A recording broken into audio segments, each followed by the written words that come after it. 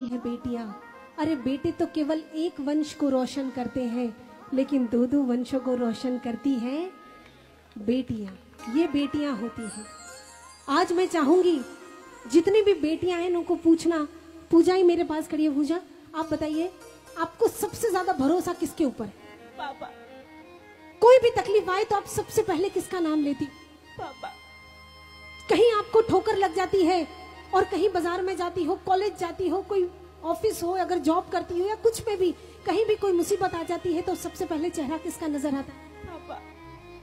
दुनिया के हर पुरुष के अंदर कौन सा ऐसा पुरुष है जिसके सामने एक लड़की, एक बेटी, एक स्त्री सबसे ज्यादा सिक्योर महसूस करती?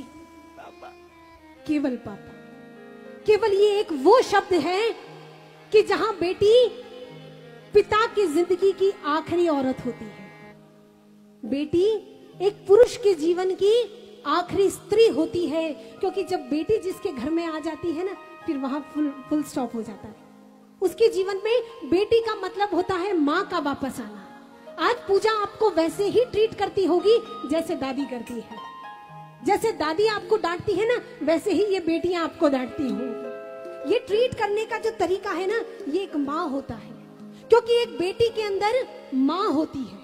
एक बेटी के अंदर जन्म से माँ होती है। आप देखिए, एक छोटी सी बच्ची को आप एक गुड़िया दे दीजिए, वो क्या करेगी?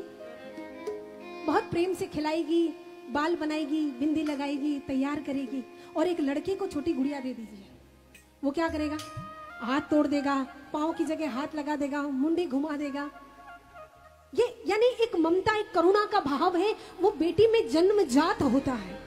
आज इन बेटियों के लिए कहूंगी कि जैसा कि पूजा ने कहा कि दुनिया में सबसे ज्यादा अगर किसी पे भरोसा किया जा सकता है, आज पूरे गांव की यहाँ बेटियां हैं।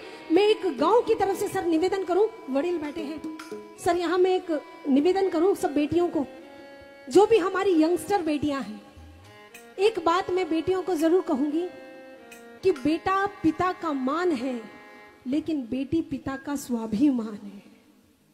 बेटा पिता का मान है केवल, लेकिन बेटी पिता का स्वाभिमान है। जीवन में कभी कोई ऐसा काम मत करिएगा कि आपके पिता को जीवन में समाज के सामने सर झुका कर चलना पड़े, क्योंकि वो उनके लिए 1000 मौत मरने जैसा होगा। 1000 मौत।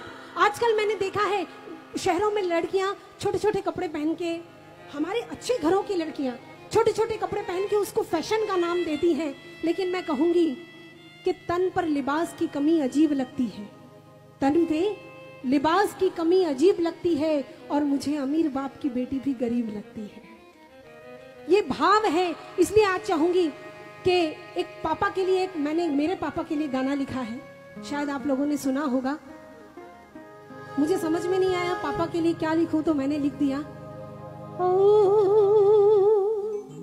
सब मेरे साथ लाइन गाएंगे।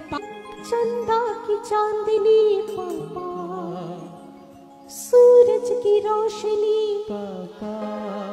धरती का धीरज पापा। अंबर से ऊंची पापा। और भैया मेरे लिए पापा तो मेरे भगवान है, पापा से मेरी पहचान है। मैं एक बेटी की बात बता देती हूँ, फिर इस गीत को हम पूरा